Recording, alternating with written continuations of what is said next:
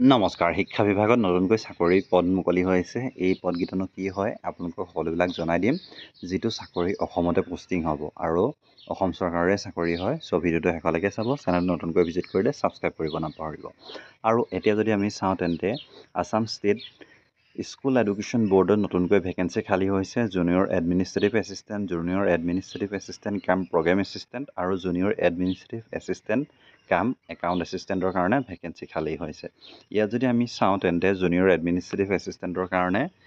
4টা ভেকেন্সি আছে য'ত 18,000 টকা মাহিলী দিয়া হ'ব আৰু ইয়াৰ কাৰণে আপুনি গ্ৰেজুৱেশ্যন হ'লে আবেদন কৰিব পাৰিব আৰু 50% মাৰ্কছ 10, 12 আৰু ডিগ্ৰীত লাভ কৰিব লাগিব তাৰ উপৰি আপোনাৰ এখন কম্পিউটাৰ ডিপ্ল'মাৰ প্ৰয়োজন হ'ব নেক্সট যদি চাই তেন্তে আপোনাৰ যদি আপুনি 70%তকৈ অধিক থাকে আপোনাৰ 10-12ত তেন্তে আপোনাক 5%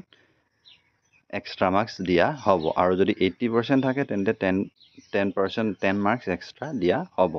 নেক্সট আহিলে জুনিয়ৰ এডমিনিষ্ট্ৰেটিভ এছিষ্টেণ্ট কাম প্ৰগ্ৰেম এছিষ্টেণ্টৰ কাৰণে তাত আছে 2টা ভেকেন্সি য'ত দিয়া হ'ব 18,000 টকা চেলাৰী য'ত আপোনালোকে গ্ৰেজুৱেট ইন কম্পিউটাৰ চায়েন্স হ'ব লাগিব বা ৰিলেটেড নেক্সট যদি চাওঁ তেন্তে জুনিয়ৰ এডমিনিষ্ট্ৰেটিভ এছিষ্টেণ্ট কাম একাউণ্ট এছিষ্টেণ্ট তাৰ কাৰণে 2টা ভেকেন্সি আছে যিটো আপুনি গ্ৰেজুৱেশ্যন ইন কমাৰ্চ হ'ব লাগিব 18,000 টকা চেলাৰী ইয়াত প্ৰদান কৰিব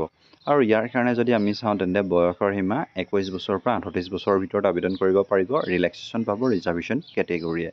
এমপ্লয়মেণ্ট এক্সচেঞ্জ নেশ্যনেলিটি ইণ্ডিয়ান হ'ব লাগিব এপ্লিকেশ্যন ফিজ আছে 500 বাকী যদি চাই বাকী কাৰণে 350 অনলি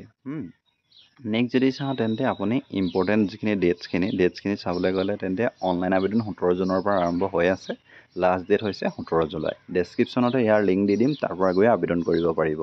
ইমানেই আছিলে ভিডিঅ'টো ধন্যবাদ চেনেলটো ছাবস্ক্ৰাইব কৰিব নতুন জব আপডেটছ পাবলৈ